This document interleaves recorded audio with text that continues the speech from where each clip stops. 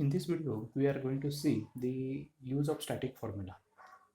Okay, this one QF is equal to RF plus RP, where RF is the frictional resistance, RP is the point resistance, where RF is calculated using this formula AS into RF, where RP is calculated using AP into RP.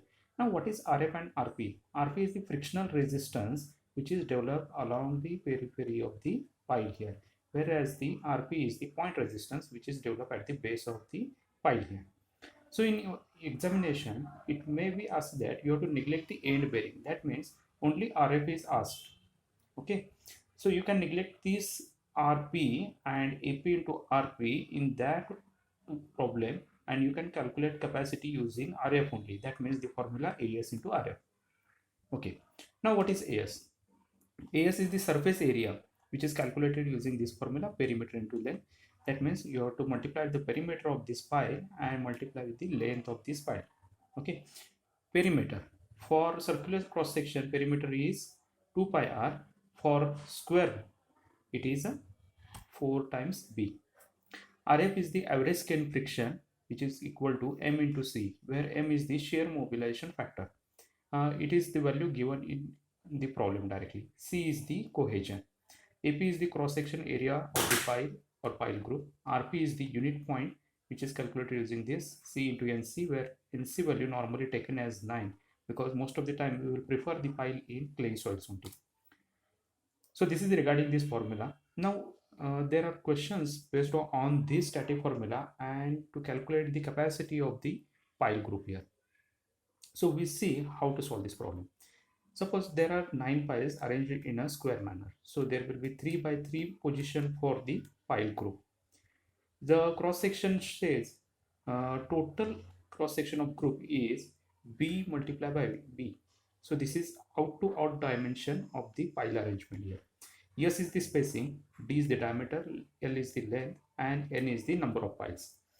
Now we need to calculate the capacity using individual action as well as the group action here. So first we see individual action. So I am using this symbol that indicates only single pile you have to consider here. Okay. So whatever the calculations we are doing for a single pile, AS is equal to perimeter into length. The same formula we have used. Perimeter of a single pile. So it is circular in cross section. So it is a perimeter 2 pi r multiplied by length of the pile.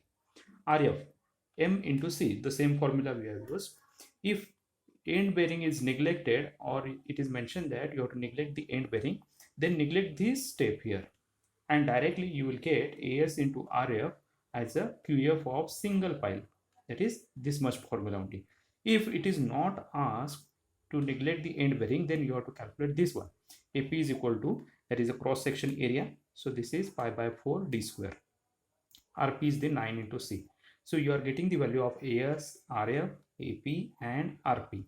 Put all these formula, so all these values in formula and calculate the QF single pile. So this is the capacity of the single pile in a group. Now there are 9 piles, so we have to multiply this with the number of piles so that we can get the capacity as an individual action. If there are number of piles of 16, then we will multiply n as a 16 value. If there are 25, then we will multiply with 25 and so on. Now the group action. The group action, I have drawn this diagram.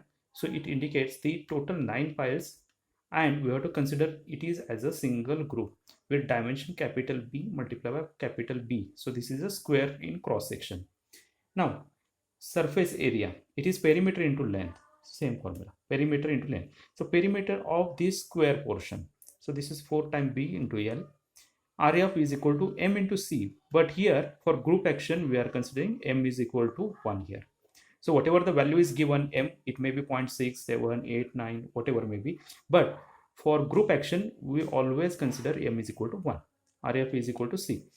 AP is equal to B square. Again star mark is you have to consider. If end bearing is neglected, then you have to discard this and this step. If it is not asked, it is asked, then you have to calculate this. AP is equal to B square, RP is equal to 9 into C.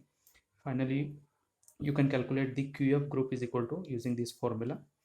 Now you have to compare this QF individual action as well as the QF group action. So these two values you have to compare.